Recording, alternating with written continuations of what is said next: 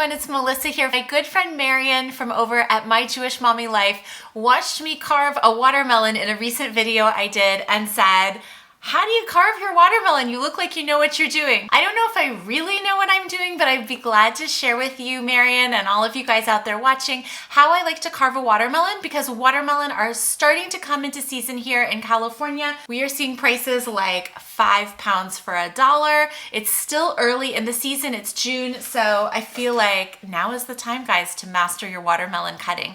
I wanna show you how I cut all of the peel off of this melon and try to get 2 flat ends for really safe cutting.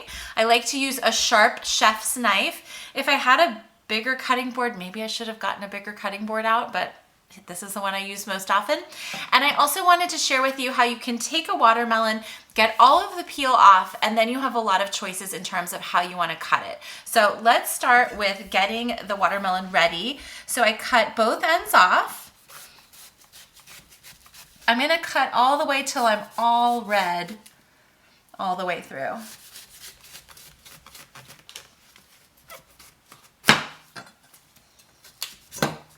There you go. This melon has a really nice yellow spot on the bottom, so that's why I picked this one.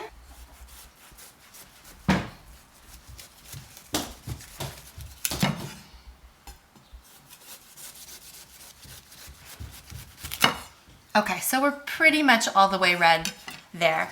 And then you come down following the edge with your knife and just remove. And if you don't get it at first, then I'm gonna go back down this side with my knife to cut away the white and the rind until I'm just left with solid red melon in the middle.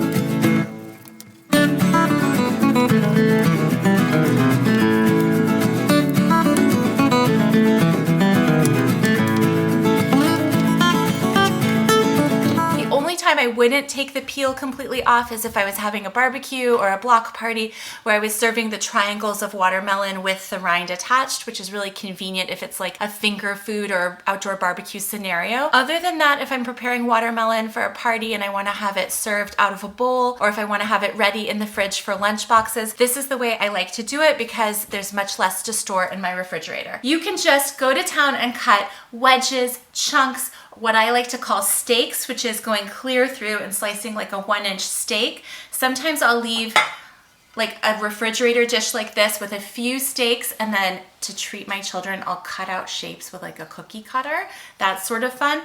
Or if you want to do just a few melon balls one day and you want to have the melon ready, you can cut like 1 steak that's 1 inch thick and then just melon ball just 1 slice of melon, and you don't have to fool with your whole melon that way.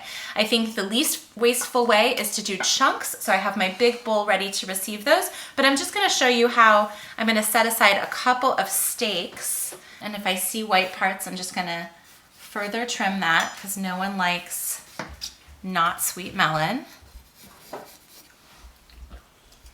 except for my children. All right.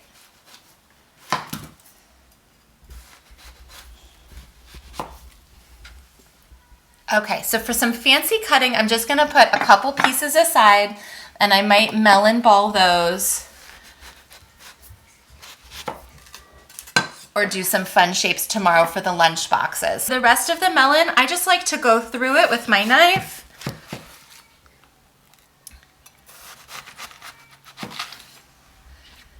And any seeds, I pop them out.